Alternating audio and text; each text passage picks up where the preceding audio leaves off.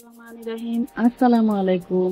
স্বাগতম জানাই only cooking recipes চ্যানেলের পক্ষ থেকে। আজ আমি আপনাদের বানাইয়া দেখাই সুজি দিয়া গোলাপজাম মিষ্টি রেসিপি। এই রেসিপিটা আমি যেরকম যদি ওরকম দেখিয়া বানাই তাহলে আপনারা মিষ্টি হইব অনেক সুন্দর নরম এবং মুখে দিলে মিলাইয়া যাইব, শক্ত হইতো না। আর গরো সহজে আপনারা এই মিষ্টি রেসিপিটা বানাইতে পারবা। যাই হোক, আমি সকলে লইয়া মিষ্টিটা বানানি আরম্ভ করিলাই। প্রথমে আমি কেন চুলার উপরে একটা কড়াই বইয়া দিচ্ছি। কড়াইটা একটু গরম হইলে 1 টেবিল চামচ ঘি দিলাইরাম। ঘিটা গরম হয়ে গেলে এখন আমি দিলাইরাম 1 কাপ সুজি। এখন ঘি সুজি একলগে বালা করে মিশাইয়া 1 থেকে 2 মিনিট বাজি লাইব, যাতে সুজির একটা কাঁচা গন্ধ যায়। ঘি অত বেশি বাজার দরকার নাই, 1 থেকে 2 মিনিট বাজলে হইব। যখন দেখবা সুজি ওরকম জোর হয়ে গেছে তখন বুঝবো যে আমার এই সুজিটা ভাজা হয়ে গেছে। এখন ভাজা সুজির মাঝে আমি দিলাইলাম 2 কাপ গুঁড়া লিকুইড দুধ। এখানে আমি 1 কাপ সুজি নিচ্ছি, যার কারণে 2 কাপ লিকুইড দুধ দিলাইলাম। এখন দুধ আর সুজি একলগে বালা করে অনবরত লাড়িয়ে চাড়িয়ে মিশাইয়া নিব।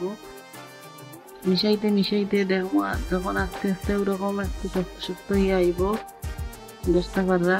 অনবরত কিন্তু লাড়াচাড়া করতে হইব, লাড়াচাড়া বন্ধ করলে আবার কড়াইয়ের তলে লাগি দিব।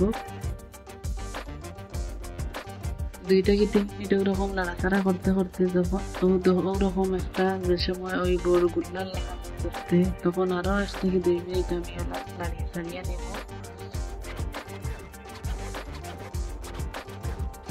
যাতে সুজি দুধের মাঝে মোটামুটি সিদ্ধ হইয়া। এর কারণে একটু লাড়িয়ে চাড়িয়ে বালা করে নিতে হইব।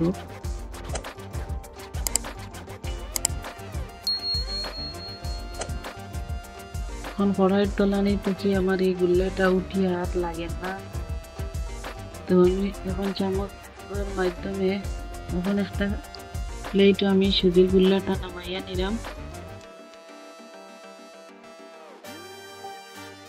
নিয়ে একটু ঠান্ডা করে লাইব, যাতে হাত দিয়ে আমি সুজির গুল্লারে বালা করে একটু মিশাইতে পারি। মোটামুটি ঠান্ডা করে লইব, তো বেশি ঠান্ডা করার দরকার নাই। একটু ঠান্ডা হয়ে গেছে, এখন আমি এখানে সামান্য পরিমাণে বেকিং পাউডার দিলাইলাম। 2 টেবিল চামচ গুঁড়া দুধ, 2 টেবিল চামচ ময়দা দিয়ে আমি বালা করি আদি মিশাইয়া, সবগুলা মিশাইয়া একটা বড় গুল্লা বানাইয়া নিব।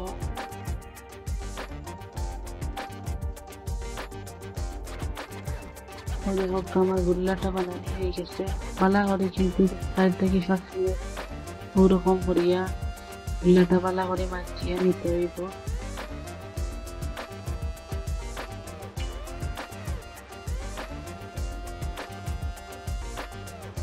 এখন আমি গুল্লা থেকে ছোট ছোট করিয়া বলর লাগান, হাতের মাঝে ওরকম 1 থেকে 2 বার ওলান করিয়া তখন আমি হাতের তালুত ঘুরাইয়া ঘুরাইয়া গুল গুল মিষ্টি বানাইয়া নিলাম। যেহেতু গোলাপজাম মিষ্টি, যার কারণে আমি গুল গুল করে বানাইলাম। একটা মিষ্টি আমার হয়ে গেছে বানিয়ে আপনারা সামনে থেকে দেখাইলাম, দেখো কিরকম আছে, সুন্দর বলার মতো।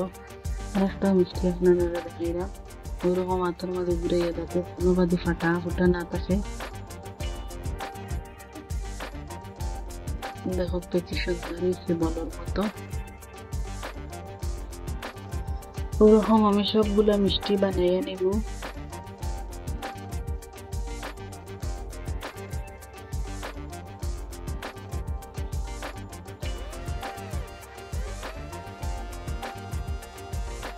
আমার সকল মিষ্টি বানানি হয়ে গেছে, আপনারা দেখাইলাম। দেখো মাত্র 1 কাপ সুজি দিয়া কতটা মিষ্টি হয়েছে।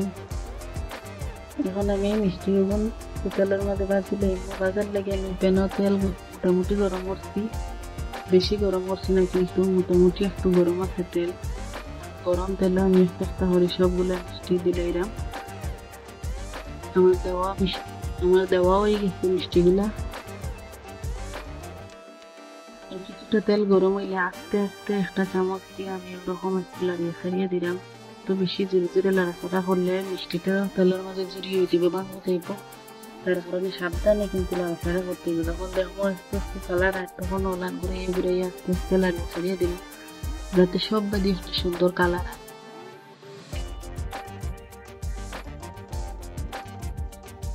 দেখো আমি যেরকম দিলাম আপনারা ওরকম লাড়িয়ে দিন, যেন একলগে সবগুলা লাড়াচাড়া করার যায় যেন না হয় সবগুলা ভাঙতে চাইবে তেলের মাঝে। আপনারা সামনে থেকে দেখেন মিষ্টিগুলো কিরকম ফুলিয়া ডবল আর তেলের মাঝে দেওয়ার পরে ভিতর থেকে আস্তে আস্তে সিদ্ধ হয়ে আসে।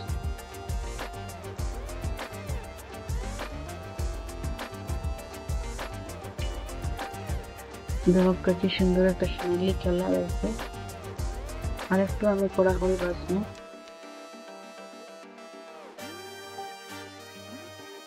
সামনে থেকে আমি একটা আপনাদের দেখাইলাম, দেখো আমার ওরকম কালার হয়েছে। আমি নামাইয়া এখন আমি তেল থেকে সবগুলো মিষ্টি নামাইলাম।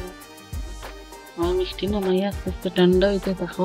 ওবা দিয়ে আমি একটা কড়াইয়ের মাঝে দিলাম 2 কাপ চিনি, 3 কাপ পানি। 2 কাপ চিনি আর 3 কাপ পানি দিয়ে আমি এখানে একটা শিরা বানাইব মিষ্টির লাগি। এখন সুন্দর একটা গন্ধ হওয়ার লাগি দিলাম 2টা এলাই। চিনি আর পানি একলগে বালা করে মিশাই নিব, যাতে চিনি আর পানি গলিয়া সুন্দর একটা শিরা হয়। আমি 4 থেকে 5 মিনিট ওগুলাখান সদাইয়া নিছি। আমার শিরা বানানো হয়ে গেছে। শিরাটা কিছুটা ঠান্ডা করিয়া আমি এখন মিষ্টিগুলা সব শিরার মাঝে দিলাম,